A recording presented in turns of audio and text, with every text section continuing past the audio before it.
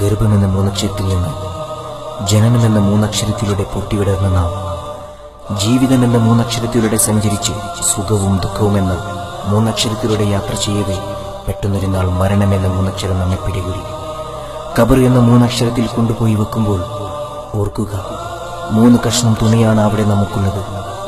ആ ഖബറിൽ നമ്മെ കൈവിടാതെ കൂട്ടിനുള്ളത് ഇരുട്ടു എന്ന മൂന്നക്ഷരം. അവിടെ നമുക്ക് വെളിച്ചമെന്ന മൂന്നക്ഷരം ലഭിക്കണമെങ്കിൽ അല്ലാഹു എന്ന 4 അക്ഷരവും ഖുർആൻ എന്ന 4 അക്ഷരവും നിസ്കാരം എന്ന 4 അക്ഷരവും മുറുകെ പിടിക്കുക.